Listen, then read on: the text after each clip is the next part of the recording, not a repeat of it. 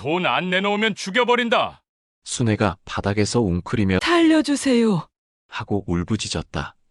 성호는 멈추지 않고 계속 폭행했다. 이 할망구가 아들이 죽어가는데도 돈을 안 내놓고. 경찰이 도착해 수갑을 채우며 말했다. 폭행 현행범입니다. 그것도 모친에게 손찌검이라니? 응급실에서 순애가 중얼거렸다. 내가 낳은 자식이 날 이렇게까지. 오늘도 찾아와 주셔서 고맙습니다. 시작 전에 구독과 좋아요로 마음을 남겨주시면 앞으로도 좋은 이야기로 보답드리겠습니다. 아침 6시 김순애는 습관적으로 눈을 떴습니다. 70년을 살아온 몸은 알람 시계보다 정확했죠. 무릎이 욱신거렸지만 꾹 참고 일어났습니다. 아들 성원의 집에서 지낸 지 벌써 3년째였습니다. 순애는 조용히 방문을 열고 복도로 나왔어요. 집 안은 고요했습니다. 하지만 이상했죠. 뭔가 무거운 공기가 집 전체를 감싸고 있는 것 같았거든요. 순애는 그 이유를 정확히 알지 못했지만 본능적으로 느끼고 있었습니다. 거실로 향하던 순애의 발걸음이 멈췄어요. 현관문 옆 신발장 위에 빨간 딱지가 붙어 있었거든요. 가까이 다가가서 보니 압류라는 글자가 선명하게 적혀 있었습니다. 순애는 가슴이 철렁했어요. 압류라는 게 무엇인지는 몰라도 좋지 않은 일이라는 건 알 수 있었거든요. 이게 뭐지? 순애는 혼잣말을 중얼거렸습니다. 그런데 자세히 보니 압류 딱지가 하나만 있는 게 아니었어요. 거실 곳곳, 부엌 입구, 심지어 화장실 문에도 붙어 있었습니다. 도대체 무슨 일이 벌어진 걸까요? 순애는 부엌으로 들어갔어요. 냉장고 문을 열어 김치를 꺼내려다가 또 다른 것을 발견했습니다. 김치통 뒤편으로 흰 봉투들이 쌓여 있었거든요. 궁금해서 하나를 꺼내봤더니 최종 독촉장이라고 적혀 있었어요. 아이고, 이것도 뭐야? 순애는 다른 봉투들도 확인해봤습니다. 모두 비슷한 내용이었어요. 대출금 연체, 신용카드 연체, 각종 공과금 미납. 순애는 머리가 어질어질했습니다. 이런 종류의 편지들을 평생 받아본 적이 있어서 그 심각성을 알고 있었거든요. 그때 복도에서 발소리가 들렸어요. 순애는 황급히 봉투들을 원래 자리에 두고 김치를 꺼냈습니다. 들킨 것처럼 행동하고 싶지 않았거든요. 어머니, 일찍 일어나셨네요. 며느리 은희가 부엌에서 고개를 내밀었습니다. 언제나 그렇듯 애매한 미소를 짓고 있었죠. 하지만 오늘은 뭔가 달라 보였어요. 얼굴이 많이 상해 있었고 눈 밑에 다크서클이 짙게 드리워져 있었습니다. 잠이 안 와서 일찍 일어났어. 순애는 담담하게 대답했습니다. 제가 아침 준비할 테니까 좀 더 주무세요.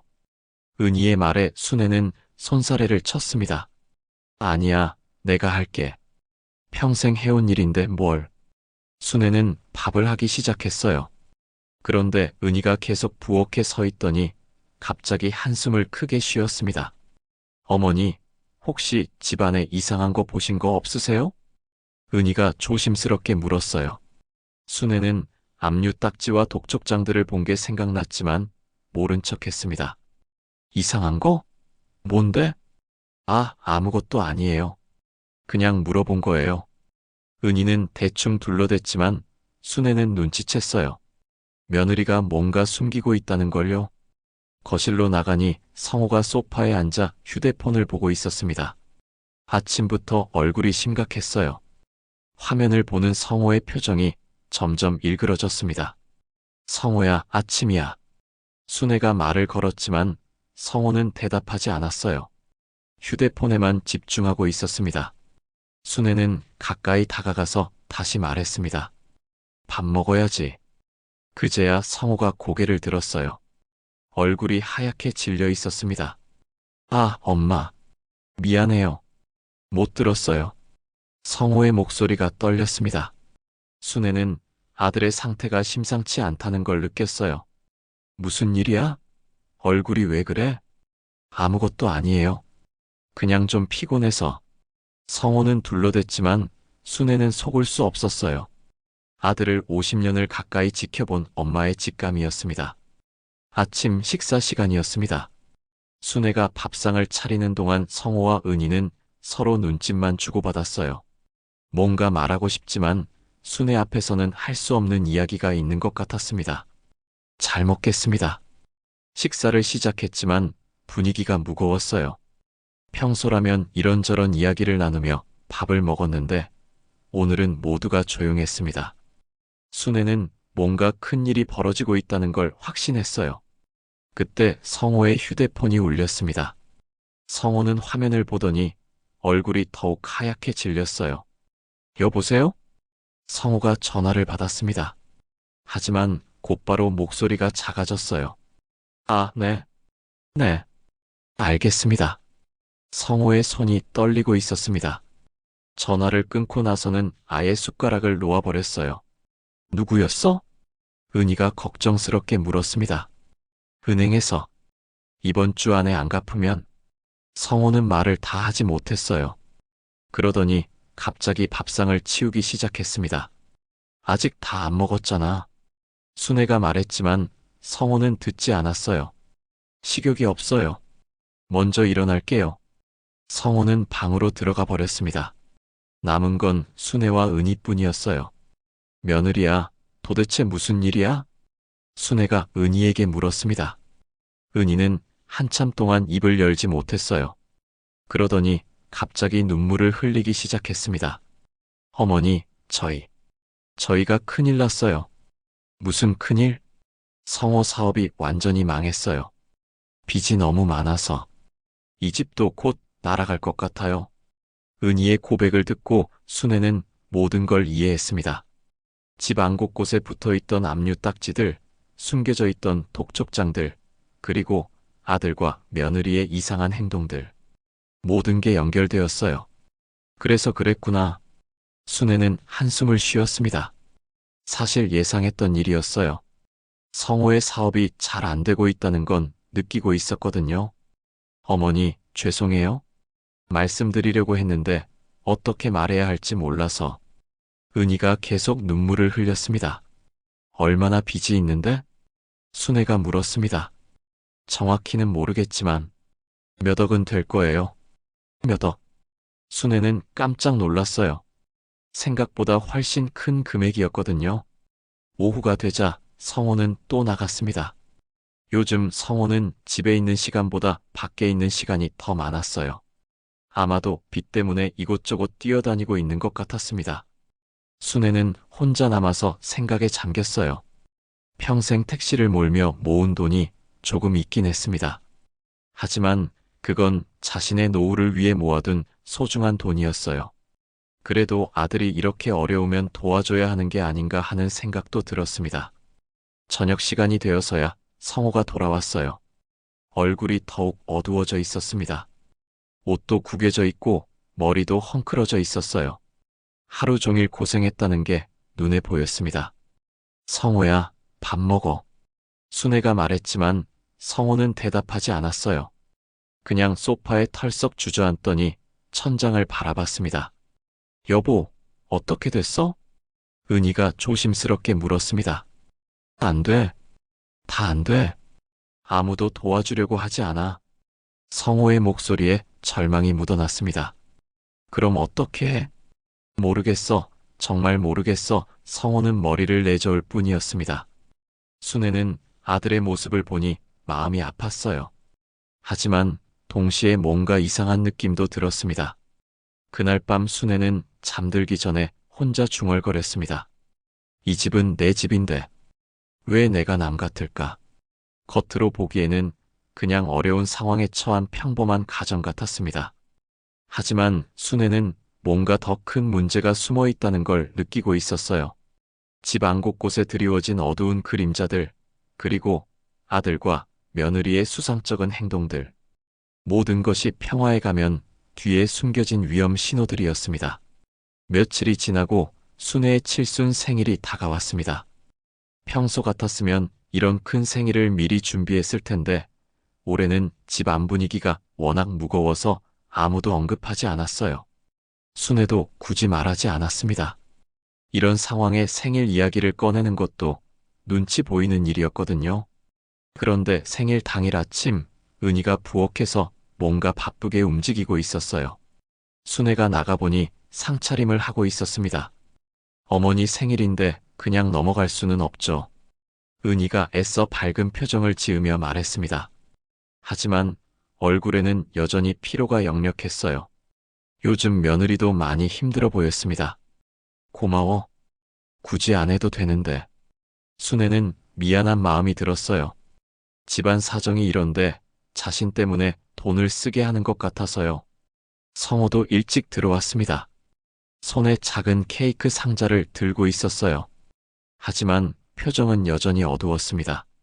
억지로 웃으려고 하는 것 같았지만 눈빛만은 속일 수 없었어요.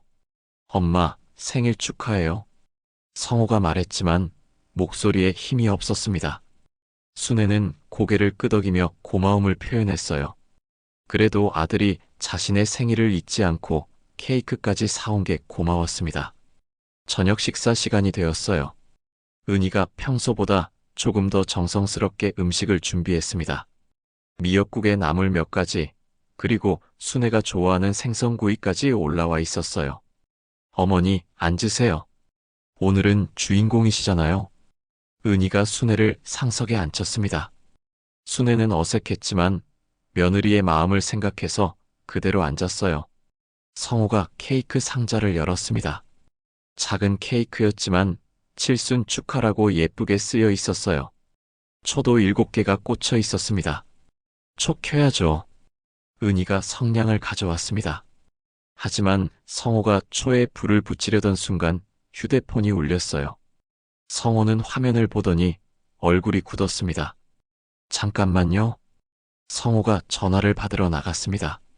복도에서 들리는 목소리가 점점 커졌어요. 아니, 그렇게 하시면 안 되죠. 조금만 더 시간을 주세요. 네? 그건 너무... 성호의 목소리가 떨리고 있었습니다. 순애와 은희는 서로 바라봤어요. 좋지 않은 전화라는 걸 둘 다 알 수 있었습니다. 한참 후에 성호가 돌아왔어요. 얼굴이 더욱 하얗게 질려 있었습니다. 손도 떨리고 있었어요. 누구였어? 은희가 걱정스럽게 물었습니다. 사채업자. 내일까지 안 갚으면 정말 큰일 난대. 성호의 목소리가 흔들렸습니다. 순애는 가슴이 철렁했어요. 사채라는 말을 들으니 상황이 생각보다 심각하다는 걸 알 수 있었거든요. 얼마나 빌렸는데? 순애가 조심스럽게 물었습니다. 2억 정도요. 성호가 고개를 숙이며 대답했습니다. 순애는 깜짝 놀랐어요. 사채로 2억이라니 상상도 못한 금액이었습니다. 분위기가 완전히 가라앉았어요. 칠순 생일상이 차려져 있지만 아무도 먹을 수가 없었습니다. 케이크의 초도 아직 켜지지 않은 채 그대로 있었어요. 그때 은희가 갑자기 입을 열었습니다. 어머니. 응? 혹시 어머니께서 저희를 도와주실 수는 없을까요? 은희의 목소리가 떨렸습니다. 순애는 이런 상황이 올 줄 알았어요. 며칠 전부터 느끼고 있었던 그 이상한 분위기의 정체가 바로 이것이었습니다. 무슨 도움을 말하는 거야? 순애가 물었습니다. 하지만 이미 답을 알고 있었어요. 돈을 좀 빌려주실 수 있나요? 은희가 고개를 숙이며 말했습니다. 얼마나? 보험. 어머니 보험을 해지하시면 될 것 같아요. 은희의 말에 순애는 놀랐습니다. 자신의 보험을 해지하라는 이야기였거든요. 그 보험은 순애가 평생 택시를 몰며 꾸준히 넣어온 소중한 돈이었어요. 보험을 해지하면 얼마나 나오는데? 한 5천만 원 정도 될 거예요. 성호가 대답했습니다. 순애는 놀랐어요. 성호가 자신의 보험 금액까지 알고 있다는 게 신기했거든요. 그걸 어떻게 알아? 저희가 알아봤어요. 어머니가 힘드실까봐 미리. 성호의 말에 순애는 뭔가 이상함을 느꼈습니다. 자신 몰래 보험을 알아봤다는 게 좀 석연치 않았어요. 성호야, 그건 내 노후 자금이야. 순애가 조심스럽게 말했습니다. 엄마, 이번만이에요. 정말 이번만 도와주시면 다신 이런 부탁 안 드릴게요. 성호가 간절하게 말했습니다. 하지만 순애는 선뜻 대답할 수 없었어요. 5천만 원이 적은 돈이 아니었거든요. 좀 생각해 볼게.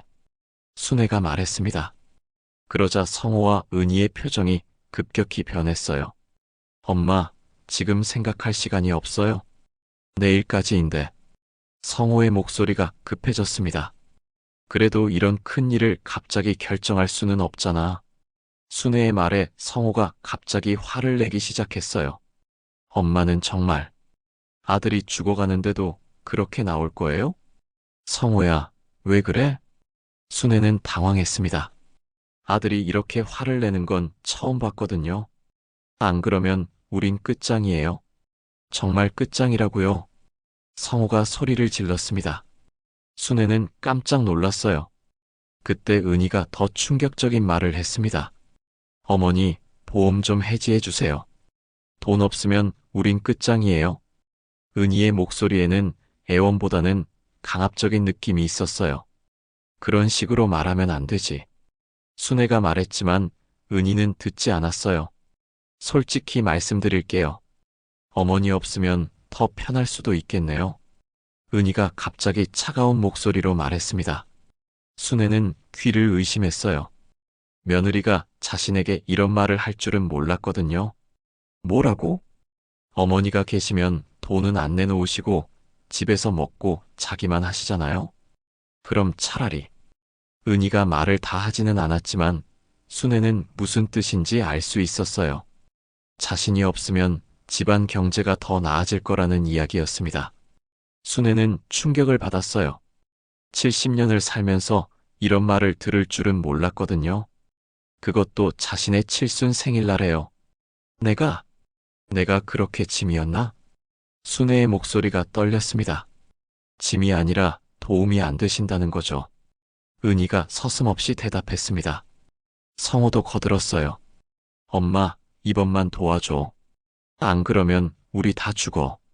아들과 며느리가 자신을 압박하고 있었습니다. 칠순 생일상 앞에서요. 순애는 숟가락을 내려놓았습니다. 더 이상 앉아 있을 수가 없었어요. 나는 방에 들어가 있을게. 순애가 일어서려는데 성호가 말했습니다. 엄마, 내일까지 결정해 주세요. 정말 시간이 없어요. 순애는 대답하지 않고 방으로 들어갔어요. 문을 닫고 침대에 앉으니 눈물이 흘러내렸습니다. 70번째 생일이었습니다. 축하받기는커녕 협박을 당한 하루였어요.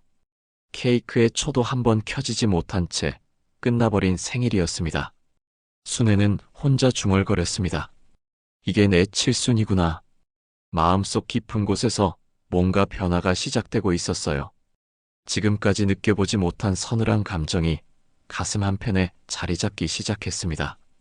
순애는 방에서 나오지 않았습니다. 칠순 생일 저녁이 이렇게 끝날 줄은 몰랐어요. 거실에서는 성호와 은희가 계속 무슨 이야기를 하고 있었습니다.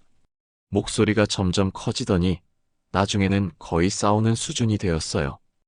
당신이 너무 심하게 말한 거 아니야? 성호의 목소리였습니다. 심하게. 지금 상황이 어떤 상황인데 그런 소리에?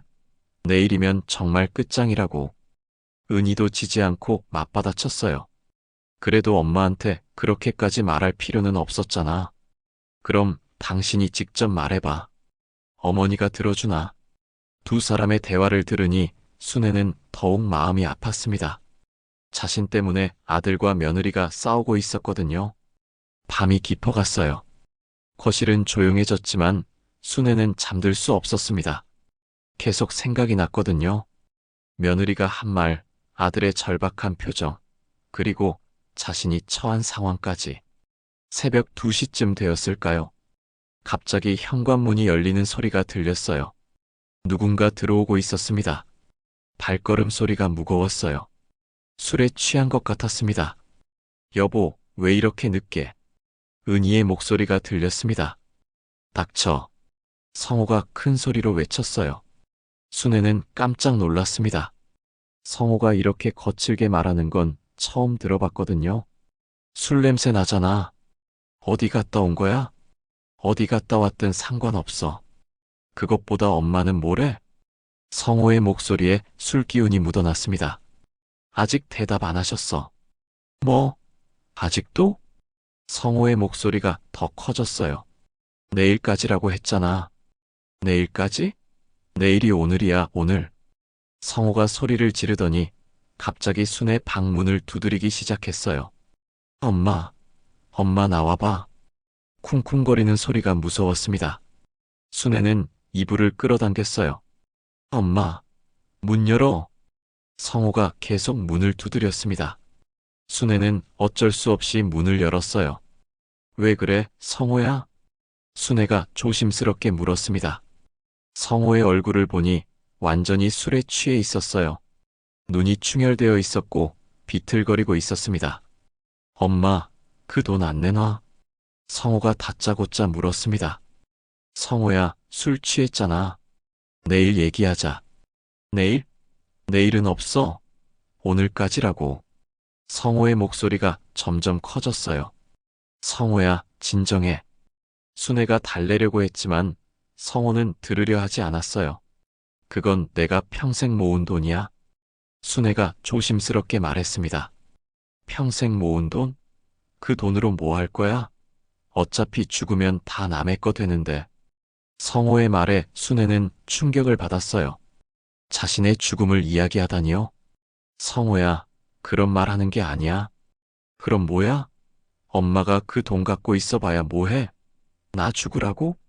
성호가 점점 흥분했어요. 나는 내가 죽으라고 한 적 없어. 그럼 돈 내놔. 당장. 성호가 소리를 질렀습니다. 순애는 무서웠어요. 이런 성호는 처음 봤거든요. 성호야, 제발 진정해. 진정하라고? 내가 어떻게 진정해? 내일이면 정말 끝장인데. 성호가 갑자기 순애의 어깨를 거칠게 밀쳤습니다. 순애는 비틀거렸어요. 성호야. 순애가 놀라서 소리쳤지만 성호는 멈추지 않았어요. 돈 어디 있어? 통장 어디 있다고? 성호가 방 안을 뒤지기 시작했습니다. 옷장을 열고 서랍을 뒤졌어요. 성호야, 그만해. 순애가 말렸지만 성호는 듣지 않았어요. 계속 방을 뒤지더니 갑자기 캐리어를 끌어냈습니다. 뭐 하는 거야? 순애가 물었습니다. 당장 나가. 성호가 캐리어를 순애 앞에 던지며 말했습니다. 뭐라고? 당장 나가라고. 오늘부터 우리 집 아니야. 성호의 말에 순애는 귀를 의심했어요. 성호야, 정신 차려. 정신 차리긴 뭘 차려. 돈도 안 내놓으면서 계속 여기 있을 생각이야? 성호가 캐리어를 열더니 순애의 옷들을 아무렇게나 집어넣기 시작했어요. 성호야, 제발. 순애가 애원했지만 성호는 듣지 않았어요. 빨리 짐 싸. 안 그러면 내가 다 버릴 거야. 성호가 위협했습니다. 순애는 어쩔 수 없이 짐을 싸기 시작했어요. 손이 떨려서 제대로 할 수가 없었습니다. 은희는 거실에서 지켜보고만 있었어요. 말리지도 않았습니다. 오히려 안도하는 표정 같기도 했어요. 다 쌌어? 성호가 물었습니다. 성호야, 밖에 비 온다. 순애가 창밖을 보며 말했습니다. 정말로 비가 내리고 있었어요. 비 오면 어때? 우산 써. 성호는 냉정했습니다. 성호야, 나는 내 엄마야. 순애가 간절하게 말했습니다. 엄마 같으면 아들 죽어가는데 돈이라도 내놔야지. 성호가 소리를 질렀어요. 순애는 더 이상 할 말이 없었습니다. 캐리어를 끌고 현관으로 나왔어요. 밖에는 정말로 비가 내리고 있었습니다. 성호야, 마지막으로 한 번만. 가. 당장 가. 성호가 순애를 밀어냈습니다. 순애는 비 오는 밤거리로 쫓겨났어요. 현관문이 쾅 닫혔습니다. 순애는 캐리어 하나만 끌고 비 맞으며 서 있었어요. 70번째 생일날 밤이었습니다. 순애는 근처 버스 정류장으로 갔습니다. 지붕이 있어서 비를 피할 수 있었거든요. 벤치에 앉아서 젖은 옷을 털었어요. 이게 내 신세구나. 순애는 혼잣말을 중얼거렸습니다. 그때 가방에서 뭔가 느껴졌어요. 만져보니 케이크 조각이었습니다. 아까 생일 케이크에서 떨어진 조각을 몰래 가져온 것 같았어요. 순애는 그 케이크 조각을 꺼내서 조금씩 먹었습니다. 비에 젖어서 눅눅해진 케이크였지만 달콤했어요. 이게 내 칠순이구나. 순애는 또 혼잣말을 했습니다. 눈물이 흘러내렸지만 닦지 않았어요. 어차피 비에 젖어 있었으니까요. 버스 정류장 벤치에서 밤을 새우는 70살 노인. 아들에게 쫓겨난 어머니. 생일 케이크 대신 젖은 조각을 먹는 할머니. 하지만 순애의 마음속 깊은 곳에서는 뭔가 다른 감정이 자라나고 있었습니다. 슬픔과 분노, 그리고 지금까지 느껴보지 못했던 차가운 결심 같은 것이요. 비는 계속 내렸고 순애는 그 비 속에서 새로운 자신을 발견하기 시작했습니다. 버스 정류장에서 밤을 새운 순애는 새벽 첫 차를 타고 시내로 나왔습니다. 갈 곳이 없었거든요. 평생 모아둔 돈으로 고시원이라도 구해야겠다고 생각했어요. 캐리어를 끌고 다니며 고시원을 찾아다녔습니다. 할머니, 여기 보증금 50만 원에 월세 30만 원이에요. 고시원 사장이 좁은 방을 보여줬습니다. 침대 하나와 작은 책상, 그리고 공용 화장실을 쓰는 곳이었어요. 순애는 한숨을 쉬었습니다. 70년을 살아와서 이런 곳에서 지내게 될 줄은 몰랐거든요. 여기로 할게요. 순애가 말했습니다. 다른 선택의 여지가 없었어요. 계약을 마치고 방에 들어와 짐을 풀었습니다. 캐리어 하나에 들어간 게 전부였어요. 평생의 소유물이 이게 다였습니다. 순애는 침대에 앉아서 멍하니 벽을 바라봤어요. 며칠이 지났습니다. 순애는 고시원에서 나오지 않고 지냈어요.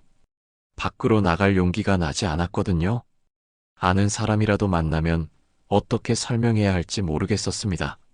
그날 오후 순애는 작은 텔레비전을 켰습니다. 심심해서 뉴스라도 보려고 했거든요. 그런데 갑자기 익숙한 이름이 나왔어요. 서울 성북구에 거주하는 박성호 씨가 사업 실패 후 사채 사기에 연루되어 경찰 수사를 받고 있습니다. 순애는 깜짝 놀라서 텔레비전 앞으로 다가갔어요. 성호 이야기였습니다. 박성호 씨는 허위 사업 계획서로 다수의 투자자들을 속여 총 15억 원을 편취한 혐의를 받고 있습니다. 리포터가 계속 설명했어요. 또한 부인 정은희 씨도 보험 사기에 가담한 혐의로 함께 수사를 받고 있는 것으로 알려졌습니다. 순애는 손이 떨렸습니다. 15억 원이라니 상상도 못한 금액이었어요. 그리고 며느리까지 보험 사기에 연루되었다는 말에 더욱 충격을 받았습니다. 현재 박성호 씨 부부는 행방을 감추고 있으며 경찰은 이들의 행방을 추적하고 있습니다. 뉴스가 끝났지만 순애는 멍하니 앉아 있었어요. 자신이 알던 아들과 며느리가 아니었습니다. 사기꾼이었던 거예요. 내 돈만 노린 게 아니었어. 애초에 날 이용한 거였어. 순애는 혼잣말을 중얼거렸습니다. 이제 모든 게 이해되었어요. 왜 자신의 보험 금액을 정확히 알고 있었는지, 왜 그렇게 급하게 돈을 요구했는지. 그날 저녁 순애의 휴대폰이 울렸습니다. 화면을 보니 은희였어요. 순애는 받을까 말까 고민했지만 결국 받았습니다. 어머니, 은희의 목소리가 떨리고 있었어요. 응. 순애는 짧게 대답했습니다. 어머니, 뉴스 보셨죠? 봤어. 어머니, 저희 정말 억울해요? 그런 게 아닌데. 은희가 변명하기 시작했어요. 그런 게 아니라면 뭐야? 순애가 차갑게 물었습니다. 어머니, 통장 갖고 있죠? 그거 좀 주세요. 은희가 갑자기 본론을 꺼냈어요. 변명은 잠깐이었고 결국 돈 이야기였습니다. 통장? 어머니 명의로 된 통장들이 있잖아요. 안 내놓으면 저희 진짜 감옥 가요. 은희의 목소리가 절박했어요. 순애는 깨달았습니다. 은희가 자신의 통장까지 알고 있다는 걸요. 자신이 모르는 사이에 모든 걸 조사해 둔 거였어요. 내가 왜 너희 통장을 줘야 해? 어머니가 안 도와주시면 저희 다 죽어요. 은희가 소리를 질렀어요. 그건 너희가 잘못한 거잖아. 순애의 목소리가 차가워졌습니다. 어머니, 그렇게 나오실 거예요? 저희가 어머니 키워드린 게 없나요? 은희가 협박조로 말했어요. 키워드렸다고? 누가 누굴? 순애는 어이가 없었어요. 어머니, 마지막으로 부탁드려요. 통장 좀 주세요. 안 돼. 순애가 단호하게 거절했습니다. 정말 안 주실 거예요?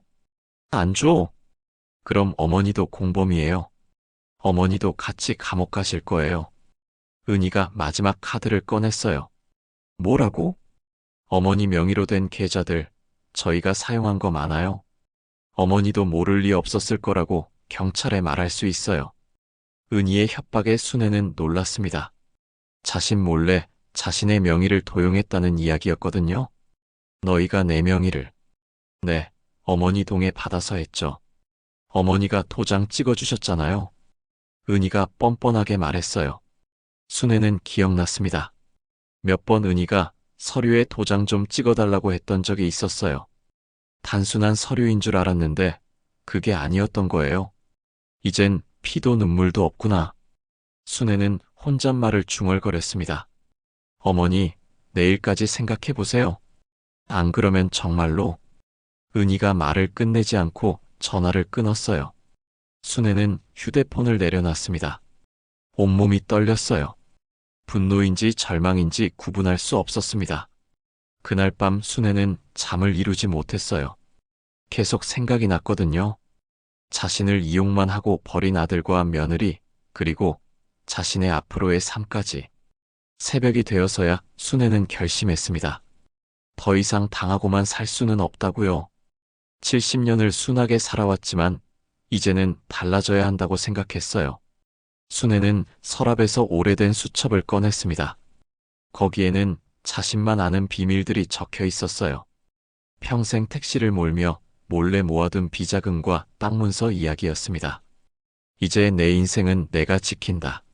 순애는 조용히 중얼거렸습니다. 눈빛이 달라져 있었어요.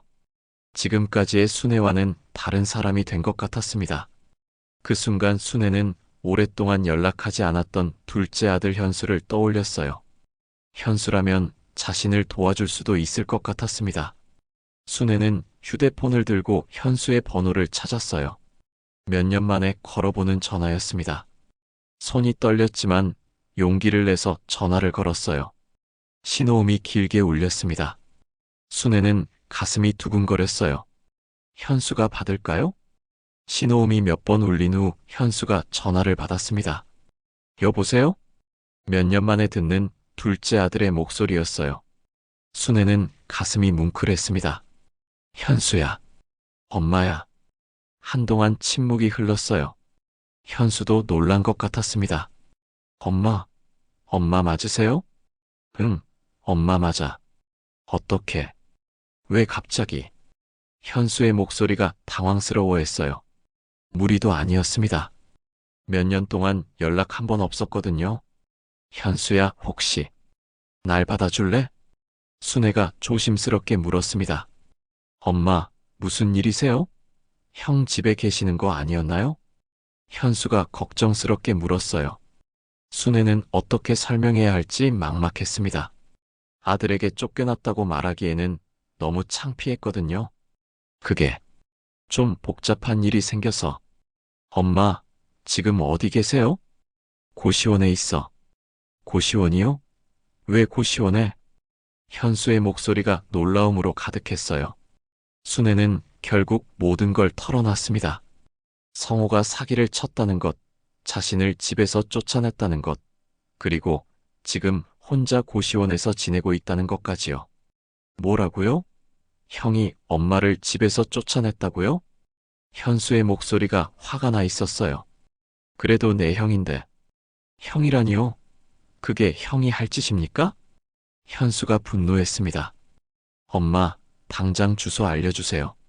제가 지금 가겠어요. 아니야, 괜찮아. 그냥 목소리만 들어도 좋아. 순애는 현수에게 폐를 끼치고 싶지 않았어요. 뭐가 괜찮아요? 엄마가 고시원에서 혼자 지내시는데. 현수가 소리쳤어요. 그 목소리에서 진심 어린 걱정이 느껴졌습니다. 현수야, 정말 괜찮아. 나 혼자서도 잘 살 수 있어. 그런 소리 하지 마세요. 저 여기 있어요. 당장 오세요. 현수가 단호하게 말했습니다. 너도 살기 힘들 텐데. 엄마, 이제 제가 지켜드릴게요. 주소 빨리 말씀해 주세요. 현수의 말에 순애는 눈물이 났어요. 이런 마음을 받는 게 얼마만인지 모르겠었거든요. 순애가 주소를 알려주려던 순간 고시원 문이 거칠게 열렸습니다. 순애는 깜짝 놀라서 전화를 끊었어요. 문 앞에 성호와 은희가 서 있었습니다. 둘 다 얼굴이 일그러져 있었어요. 특히 성호는 술에 취한 것 같았습니다. 눈이 충혈되어 있었고 비틀거리고 있었거든요. 엄마, 여기 있었네. 성호가 방 안으로 들어왔습니다. 은희도 따라 들어왔어요. 어떻게 여길 알았어? 순애가 물었습니다. 엄마 휴대폰 위치 추적했어. 은희가 대답했습니다. 순애는 소름이 돋았어요. 자신을 감시하고 있었다는 뜻이었거든요. 뭐하러 왔어? 순애가 경계하며 물었습니다. 당연히 통장 가지러 왔지. 성호가 비틀거리며 말했습니다. 통장은 못 줘. 순애가 단호하게 거절했습니다. 못 줘? 엄마가 지금 뭐라고 했어? 성호의 목소리가 점점 커졌어요. 내 돈이야. 왜 너희한테 줘야 해? 엄마 돈? 그 돈 우리가 벌어준 거 아니야? 성호가 소리쳤습니다. 너희가 언제 내 돈을 벌어줬어? 순애도 지지 않고 맞받아쳤어요. 그동안 엄마 먹여 살린 게 누구야? 먹여 살렸다고? 내가 생활비 다 냈는데? 순애의 말에 성호가 더욱 화를 냈어요. 어쨌든 그 돈 내놔. 안 그러면 뭐? 순애가 맞서자 성호가 갑자기 달려들었습니다. 돈 어딨어? 너 때문에 우리 다 죽어. 성호가 순애를 거칠게 밀쳤어요. 순애는 뒤로 넘어졌습니다. 성호야. 순애가 바닥에서 소리쳤지만 성호는 멈추지 않았어요. 술에 취해서 정신을 잃은 것 같았습니다. 돈 안 내놓으면 죽여버린다. 성호가 순애를 발로 찼습니다. 순애는 아픔에 비명을 질렀어요. 여보, 그만해. 은희가 말렸지만 성호는 듣지 않았어요. 이 할망구가 돈 안 내놓고. 성호가 계속 순애를 발로 찼습니다. 순애는 바닥에서 웅크리며 맞을 수밖에 없었어요. 살려주세요. 순애가 울부짖었습니다. 그때 복도에서 소음이 들렸어요. 누구세요? 뭐 하는 거예요? 고시원 사장이 뛰어왔습니다. 아무것도 아니에요. 은희가 당황하며 말했어요. 아무것도 아니긴요. 할머니가 맡고 있잖아요. 고시원 사장이 소리쳤습니다. 지금 경찰 부를게요. 사장이 경찰서에 신고했습니다. 경찰이요? 안 돼요. 은희가 당황했지만 이미 늦었어요.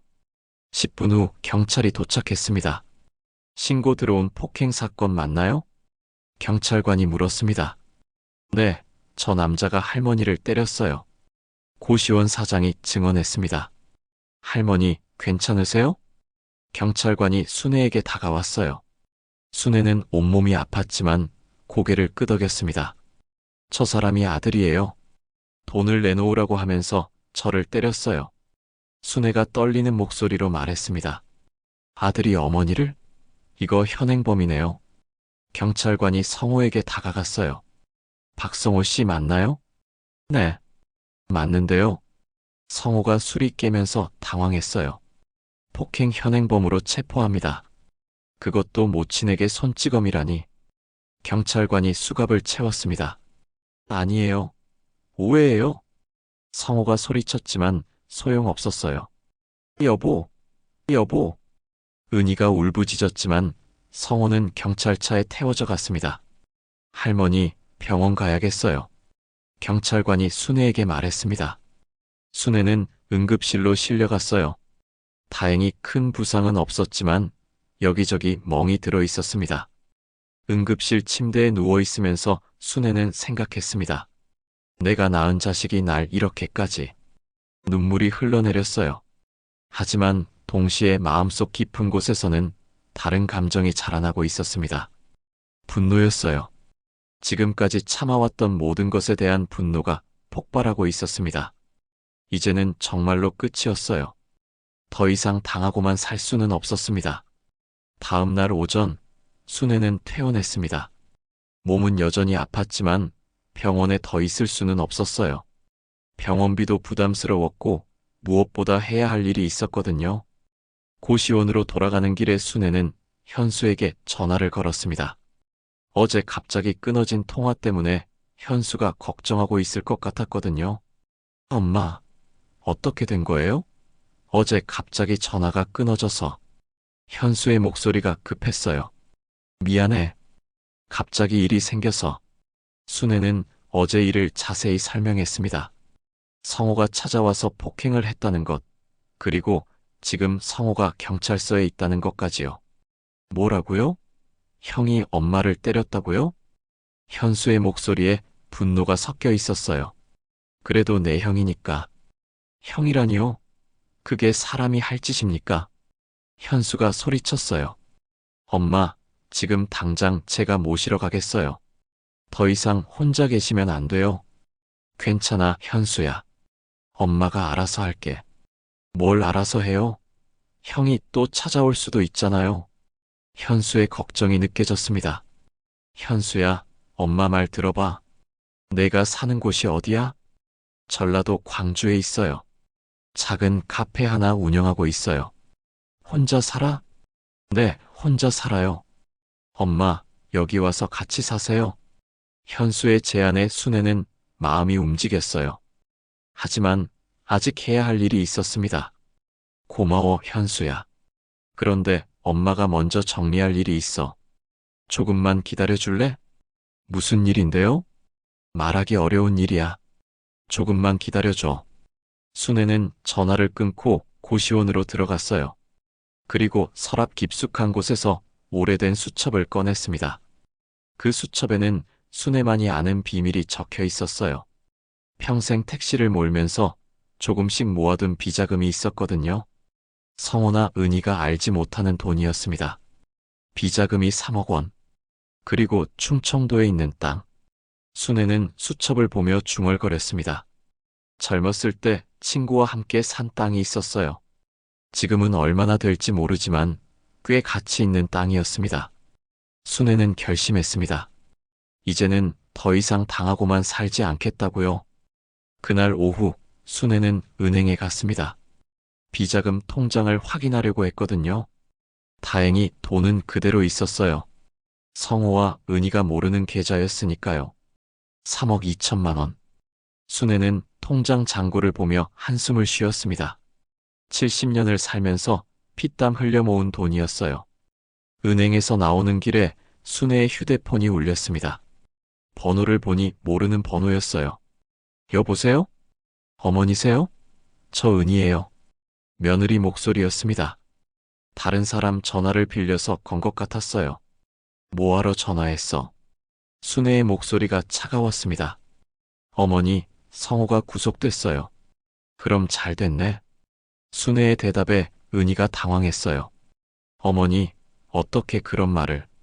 내 아들이 날 때렸는데 당연한 거 아니야? 어머니, 제발 고소 취하해 주세요. 은희가 애원했어요. 안 돼. 순애가 단호하게 거절했습니다. 어머니, 그럼 저도 끝장이에요. 성호 없으면 저 혼자 어떻게 살아요? 그건 내일이야. 어머니, 제발요. 한 번만 봐주세요. 은희가 울부짖었지만 순애는 흔들리지 않았어요. 은희야, 너희가 날 어떻게 대했는지 기억해? 죄송해요. 정말 죄송해요. 미안하다고 다 되는 게 아니야.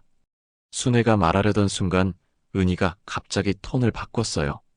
어머니, 그럼 저도 어쩔 수 없네요. 뭐? 어머니 명의로 된 계좌들 경찰한테 다 말할 거예요. 어머니도 공범이라고. 은희가 다시 협박하기 시작했어요. 그래, 해봐. 순애의 대답에 은희가 놀랐어요. 정말로 상관없으세요? 상관없어. 나는 아무것도 한 게 없으니까. 어머니 도장 찍은 서류들 다 있어요. 그럼 그것도 경찰한테 가져가. 순애는 더 이상 두렵지 않았어요. 어머니, 정말 그럴 거예요? 그래. 할 수 있으면 해봐. 순애가 전화를 끊으려던 순간 은희가 마지막으로 소리쳤어요. 어머니, 후회하실 거예요. 후회는 내가 할 일이야. 순애는 전화를 끊었습니다. 그날 저녁 순애는 충청도에 있는 땅을 확인하러 갔습니다. 버스를 타고 몇 시간을 가야 하는 곳이었어요. 도착해보니 땅값이 많이 올라 있었습니다. 근처에 대형마트가 들어서면서 개발이 진행되고 있었거든요. 이 땅이 지금 얼마 정도 할까요? 순애가 부동산 중개소에서 물어봤어요. 여기요?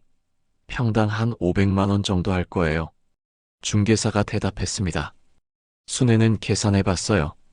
자신이 가진 땅이 200평 정도였으니까 10억 원 정도 되는 셈이었습니다.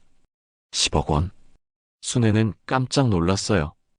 예상보다 훨씬 많은 금액이었거든요. 서울로 돌아오는 길에 순애는 생각했습니다. 비자금 3억과 땅값 10억이면 충분했어요.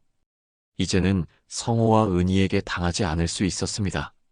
고시원에 도착해서 순애는 현수에게 전화를 걸었어요. 현수야. 네, 엄마. 이제 갈게. 내가 있는 곳으로. 정말요? 언제 오세요? 내일 아침에 출발할게. 엄마, 정말 기뻐요. 오래 기다렸어요. 현수의 목소리에 기쁨이 가득했어요. 현수야, 엄마가 돈 좀 있어. 내 카페 사업도 도와줄 수 있어. 엄마, 돈은 괜찮아요. 엄마만 오시면 돼요. 고마워, 현수야. 순애는 전화를 끊고 짐을 쌌습니다.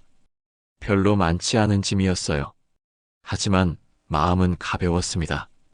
그때 순애의 휴대폰에 문자가 왔어요. 은희에게서였습니다. 어머니, 마지막으로 부탁드려요. 성호 좀 살려주세요. 순애는 문자를 보고 한숨을 쉬었습니다. 하지만 마음은 변하지 않았어요. 이제 내 인생은 내가 지킨다. 순애는 조용히 중얼거렸습니다. 창밖으로 밤하늘이 보였어요. 별이 밝게 빛나고 있었습니다. 70년 만에 처음으로 순애는 자신의 삶을 되찾고 있었어요. 더 이상 누구에게 휘둘리지 않을 거였습니다. 하지만 순애는 아직 모르고 있었어요. 성호와 은희가 마지막 발악을 준비하고 있다는 거요. 순애가 짐을 다 싸고 내일 광주로 떠날 준비를 마쳤을 때였습니다.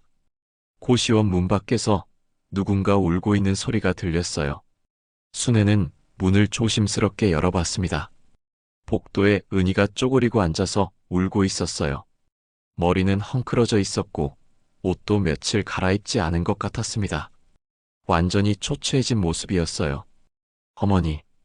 은희가 순애를 보더니 더욱 큰 소리로 울기 시작했습니다. 뭐하러 여기 왔어? 순애가 차갑게 물었습니다. 어머니, 제발. 제발 한 번만 봐주세요. 은희가 바닥에 엎드려서 애원했어요. 봐달라고? 뭘? 성호 좀 살려주세요. 고소 취하해 주시면 안 될까요? 은희의 목소리가 떨렸습니다. 안 돼. 이미 말했잖아. 순애는 단호했어요. 어머니, 그럼 저는 어떻게 살아요? 성호 없으면 저 정말 죽어요. 그건 내가 알아서 할 일이야. 순애가 문을 닫으려고 하는데 은희가 문을 붙잡았어요. 어머니, 저 임신했어요. 뭐? 순애는 깜짝 놀랐습니다. 2달 됐어요. 성호 아이예요.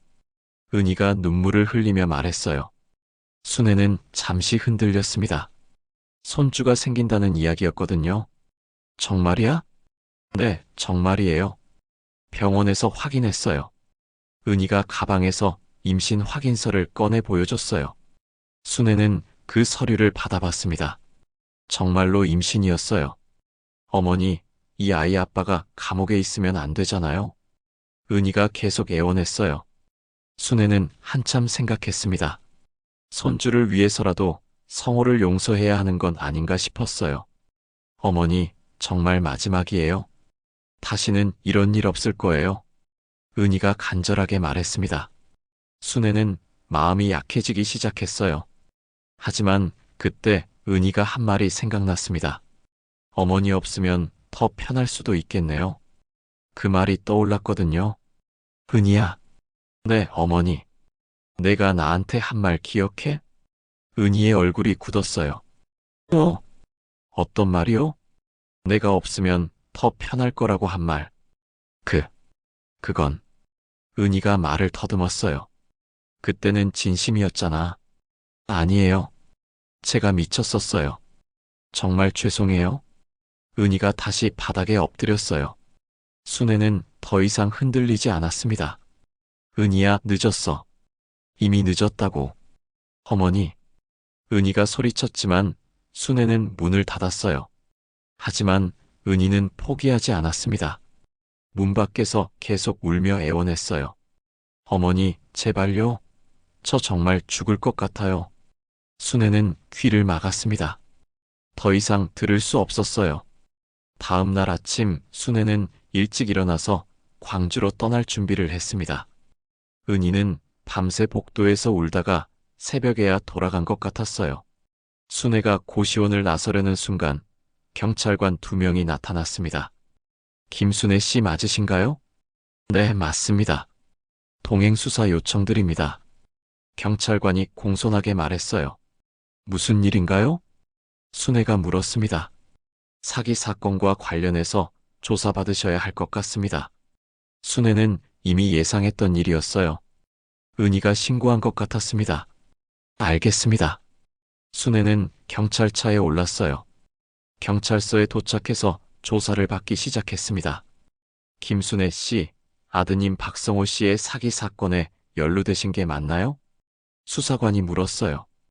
연루됐다는 게 무슨 뜻인가요? 아드님이 사용한 계좌 중에 어머님 명의 계좌가 여러 개 있습니다. 그건 제가 모르는 일이에요. 순애가 대답했어요. 하지만 도장을 찍으신 서류들이 있어요. 수사관이 서류들을 보여줬습니다. 정말로 순애의 도장이 찍혀 있었어요. 이건 며느리가 단순한 서류라고 해서 찍어준 거예요. 무슨 서류인지 확인하지 않으셨나요? 믿고 찍어줬어요. 설마 이런 일에 쓸 줄은. 순애의 해명을 듣고 수사관이 고개를 끄덕였어요. 며느리분이 속였다는 말씀이시군요. 네, 저는 아무것도 몰랐어요.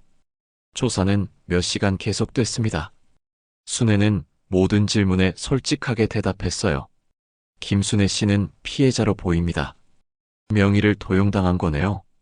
수사관이 결론을 내렸어요. 집에 가셔도 됩니다. 필요하면 다시 연락드리겠습니다. 순애는 경찰서를 나왔어요.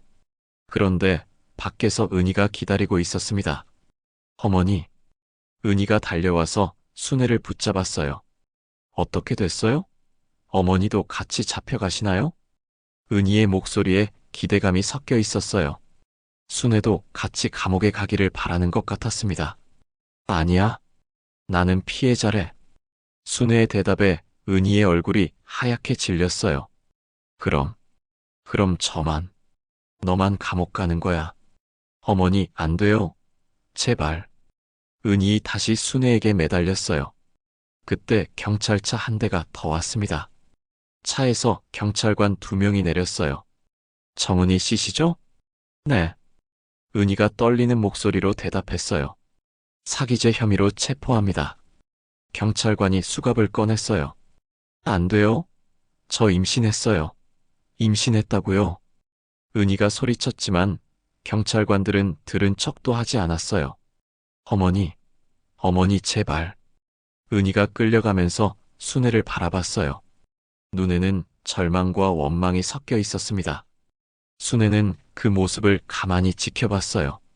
마음 한편으로는 안쓰럽기도 했지만 되돌릴 수는 없었습니다. 경찰차가 떠나고 나서 순애는 혼자 남았어요. 이제 끝났구나. 순애는 중얼거렸습니다. 그날 저녁 순애는 구치소로 면회를 갔습니다. 성호를 만나러 간 거였어요. 엄마. 성호가 유리창 너머로 순애를 바라봤어요. 많이 초췌해져 있었습니다. 성호야. 엄마, 미안해요. 정말 미안해요. 성호가 울기 시작했어요. 지금 와서 미안하다고 해서 뭐가 달라져? 순애의 목소리는 차가웠어요. 엄마, 저 정말 잘못했어요. 한 번만 용서해 주세요. 용서? 내가 나한테 한 짓을 생각해봐. 엄마 없으면 난 끝이야. 정말 끝이라고. 성호가 유리창에 손을 대며 애원했어요. 순애는 성호를 바라봤습니다. 평생 키워온 아들이었어요. 하지만 이제는 남같이 느껴졌습니다. 성호야, 이제 내 인생은 내가 책임져. 엄마, 나는 더 이상 내 엄마가 아니야. 순애가 일어섰어요. 엄마, 가지 마요. 엄마. 성호가 울부짖었지만 순애는 돌아보지 않았어요. 면회실을 나오면서 순애는 눈물을 닦았습니다. 마지막 눈물이었어요. 이제 내들 인생은 내가 책임질 일이 없어. 순애는 조용히 중얼거렸습니다. 표정에는 눈물도 미련도 없었어요. 구치소를 나와서 순애는 현수에게 전화를 걸었어요. 현수야, 엄마야. 엄마, 어떻게 되셨어요? 오늘 오신다고 하셨는데. 미안해. 급한 일이 생겨서. 내일 꼭 갈게. 괜찮아요, 엄마. 천천히 오세요. 현수의 따뜻한 목소리를 듣고 순애는 마음이 편해졌어요. 이제 정말로 새로운 삶이 시작되는 거였습니다. 다음 날 아침 순애는 서울역에서 광주행 기차표를 끊었습니다. 캐리어 하나와 작은 가방이 전부였어요. 하지만 마음만은 가벼웠습니다. 70년 만에 처음으로 진짜 자유를 느끼고 있었거든요. 기차 안에서 순애는 창밖 풍경을 바라봤어요. 서울을 벗어나면서 풍경이 점점 시골스러워졌습니다. 논밭이 보이고 산이 보였어요. 마음이 평온해지는 느낌이었습니다. 이제 정말 새로 시작하는구나. 순애는 혼잣말을 중얼거렸습니다. 몇 시간 후 광주역에 도착했어요. 플랫폼에 현수가 서서 기다리고 있었습니다. 몇 년 만에 보는 둘째 아들이었어요. 엄마. 현수가 달려와서 순애를 안았습니다. 순애는 가슴이 뭉클했어요. 이런 따뜻한 환영을 받는 게 얼마만인지 모르겠었거든요. 엄마, 많이 힘드셨죠? 현수가 걱정스럽게 물었어요. 괜찮아. 이제 다 끝났어. 순애는 미소를 지었습니다. 현수의 차를 타고 그가 사는 곳으로 갔어요. 작은 시골 마을이었습니다. 조용하고 평화로운 곳이었어요. 엄마, 여기가 제 카페예요. 현수가 가리킨 곳은 예쁜 2층 건물이었어요. 1층은 카페이고 2층은 주거 공간이었습니다. 와, 정말 예쁘다. 순애는 감탄했어요. 카페 안으로 들어가니 따뜻한 분위기였습니다. 원목 테이블과 의자들이 정갈하게 놓여 있었고 한쪽 벽에는 책들이 빼곡히 꽂혀 있었어요. 엄마, 2층에서 같이 살아요. 방도 따로 준비해뒀어요. 현수가 2층으로 안내했습니다. 작지만 깔끔한 방이었어요. 창문으로는 뒷마당이 보였습니다. 고마워, 현수야. 순애는 진심으로 감사했어요. 엄마, 이제 편히 쉬세요. 아무 걱정 말고요. 현수의 말에 순애는 눈물이 날 것 같았어요. 이런 말을 들어본 게 얼마만인지 모르겠었거든요. 며칠이 지나면서 순애는 새로운 환경에 적응해 갔어요. 아침에 일어나면 현수와 함께 아침을 먹고 낮에는 카페 일을 도와주었습니다. 손님들과 이야기를 나누는 것도 즐거웠어요. 어느 날 현수가 말했습니다. 엄마, 뒷마당에 텃밭 하나 만들어 드릴까요? 텃밭. 네, 엄마가 좋아하실 것 같아서요. 현수의 제안에 순애는 기뻤어요. 평생 도시에서만 살았는데 텃밭을 가져본다는 게 신기했거든요. 다음 날부터 현수와 함께 뒷마당을 정리하기 시작했어요. 흙을 고르고 씨앗을 심었습니다. 상추, 깻잎, 고추, 토마토까지 심었어요. 엄마, 이거 키우는 재미가 쏠쏠할 거예요. 현수가 웃으며 말했어요.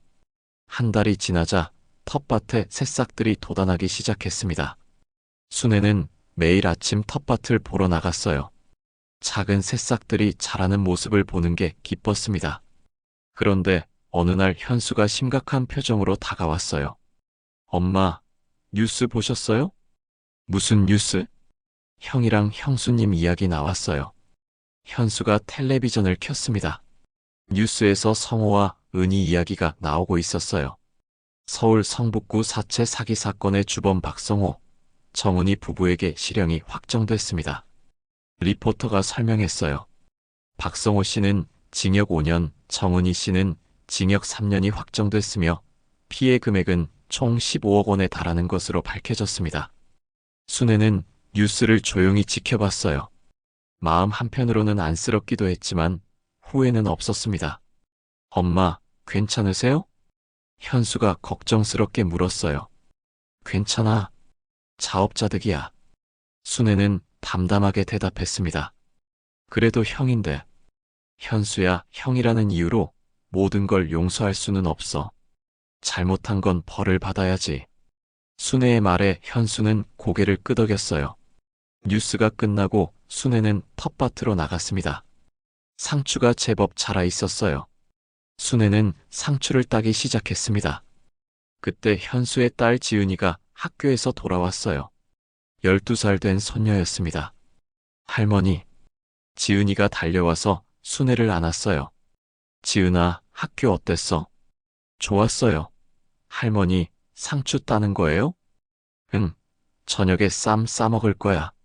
와, 신나요? 제가 도와드릴게요. 지은이가 함께 상추를 따기 시작했어요. 할머니와 손녀가 함께 웃으며 상추를 따는 모습이 평화로웠습니다. 저녁 시간이 되었어요. 현수가 고기를 구워주고 순애가 딴 상추로 쌈을 싸서 먹었습니다. 할머니, 이 상추 정말 맛있어요. 지은이가 맛있게 먹는 모습을 보니 순애는 뿌듯했어요. 할머니가 정성껏 키운 거니까 당연히 맛있지. 할머니, 계속 여기서 같이 살아요. 지은이의 말에 순애는 미소를 지었습니다. 그럼 할머니도 여기가 좋아. 식사를 마치고 세 사람은 거실에 앉아서 텔레비전을 봤어요. 평범하지만 따뜻한 시간이었습니다. 그때 순애는 문득 생각했어요. 70년 동안 남만 챙겼는데 이제야 내 인생을 살게 됐구나. 창밖으로는 해가 지고 있었습니다. 붉은 노을이 하늘을 물들이고 있었어요. 정말 아름다운 풍경이었습니다. 엄마, 행복하세요? 현수가 조심스럽게 물었어요. 응, 정말 행복해. 순애는 진심으로 대답했습니다. 며칠 후 순애는 은행에 가서 비자금을 정리했어요. 3억 원 중에서 일부는 현수의 카페 확장 자금으로 주었고 나머지는 지은이 교육비로 따로 저축해두었습니다. 엄마, 이렇게 많은 돈을. 현수가 당황했어요. 괜찮아. 어차피 내가 쓸 데도 없고 너희한테 주는 게 맞아. 고맙습니다, 엄마. 현수가 고개를 숙였어요. 그해 가을, 순애는 충청도에 있던 땅도 팔았습니다. 정말로 10억 원에 팔렸어요. 그 돈으로는 현수 가족을 위한 새 집을 마련해줬습니다. 할머니, 이 집 정말 예뻐요. 지은이가 새 집을 보고 기뻐했어요. 새 집에는 더 큰 텃밭도 있었습니다. 순애는 그곳에서 더 많은 채소들을 키우기 시작했어요. 6개월이 지났습니다. 순애는 완전히 새로운 사람이 된 것 같았어요. 얼굴에는 생기가 돌았고 매일매일이 즐거웠습니다. 어느 날 저녁, 순애와 지은이가 함께 텃밭에서 채소를 따고 있을 때였어요. 지은이가 갑자기 말했습니다. 할머니, 정말 행복해 보여요? 그래? 네, 처음 왔을 때보다 훨씬 밝아지셨어요. 지은이의 말에 순애는 웃었어요. 할머니도 그런 것 같아. 이제야 진짜 내 인생을 사는 것 같아. 그때 집안에서 뉴스 소리가 들렸어요. 또 성호와 은희 이야기가 나오는 것 같았습니다. 서울 성북구 사채 사기 사건의 박성호, 정은희 부부, 항소기각으로 실형 확정. 순애는 뉴스 소리를 들으면서도 계속 상추를 땄어요. 더 이상 그들의 이야기가 자신과는 상관없는 일처럼 느껴졌습니다. 하늘을 올려다보니 노을이 아름답게 지고 있었어요. 순애는 하늘을 바라보며 중얼거렸습니다. 정말 좋은 하루였어. 지은이가 순애의 손을 잡고 말했습니다. 할머니, 내일도 같이 텃밭 가꿔요. 그럼 우리 지은이랑 계속 함께 할게. 할머니와 손녀가 손을 잡고 집으로 들어가는 모습, 그리고 그들을 따뜻하게 감싸는 석양. 순애는 마침내 진정한 행복을 찾았습니다. 70년 만에 처음으로 자신만의 삶을 살게 된 것이죠. 더 이상 누구에게 휘둘리지 않는 정말로 자유로운 삶을 말입니다. 함께 해주신 시간, 제게는 참 큰 선물이었습니다. 구독과 좋아요로 응원의 마음을 보내주신다면 앞으로도 더 따뜻한 이야기를 전하겠습니다.